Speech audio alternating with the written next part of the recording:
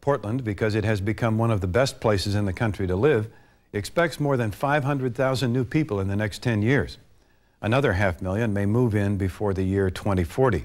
So for Portland, the question is how to manage such growth without repeating the mistakes of the past, sprawl. Moved here for the first time as a legal aid attorney in the late 60s, and it struck me as I started in government was how many parking lots were spread around all over the place. It's like a disease.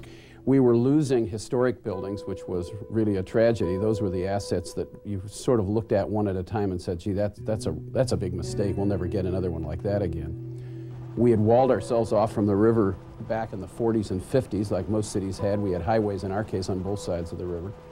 And mostly what was really obvious was that the connection that ought to be between the downtown and the rest of the neighborhoods was almost gone. With the help of citizens in the private sector and the public sector, the decision was made to stop ripping down historic buildings, to get people out of the cars, to put a lid on the number of parking spaces in the downtown, to tear up a freeway close to the waterfront, bring the city back to the soul, which is its waterfront. We adopted design guidelines for the downtown, and they talk about how we expect buildings to meet the street. We defined what values we wanted in our buildings, and architects play by those rules and guidelines. We have a design commission which reviews all buildings in the downtown for public and private. Yeah, public and private, for consistency with the guidelines. Portland quickly discovered that the public and private sectors had to cooperate or nothing would be built. The question was, who would take the lead? The government had to set the table. It had to create an environment where business could thrive.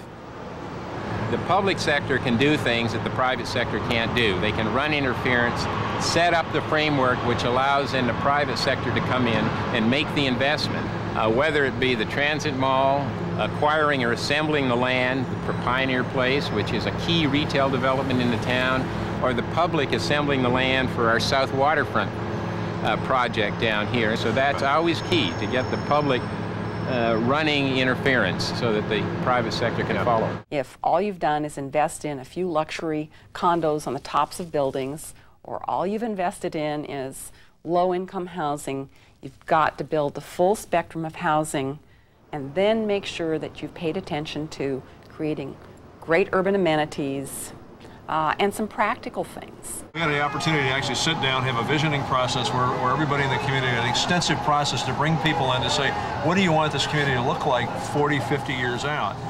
We have the opportunity to do that. We hadn't filled up yet. I think a lot of the growth in the East Coast and other areas just kind of happened before anybody thought about it, before they had opportunity to plan ahead. So we've had a planning process, a vision that looks down the road, so we need to make things happen in a particular way that everybody buys into. Region 2040 is Metro's long-range plan, Portland's vision of itself in the next century. Through meetings, mailings, and other media, Metro asked the Portland region a simple question. 2 years ago, Portland area voters asked Metro to figure out what this area should look like in the next 50 years.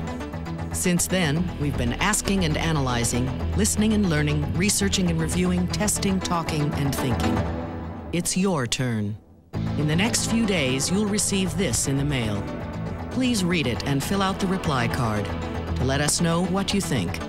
The response was overwhelming, and after 20 years, the voters still strongly support a regional approach to community development. The community has plenty of authority and indeed responsibility to say we're not going to have commercial strip development, we're not going to design everything around freeways, we're not going to destroy the countryside and hollow out our cities. Those are all decisions, not inevitable. It's a sense of community that people want to preserve. It's this quality of life that goes hand in hand with the natural beauty of this environment. And I think that translates itself around the region as well. What I've always found fascinating is why it is that all the things we love when we go to Europe and other places in the world, we're so sloppy about taking care of in our own lives here. the investments that they make in the common space, they're sort of the public commons, as it were, that were made by the oldest people in their communities, the parks that they like the most, were all done by people who thought there were places that folks ought to share. And I don't think that's changed. And what I would say to people is, don't think any small thoughts. It isn't worth it. Think about what you really love in life, where you'd really rather spend your time, and what kind of a city that would be. Well, it's a good question.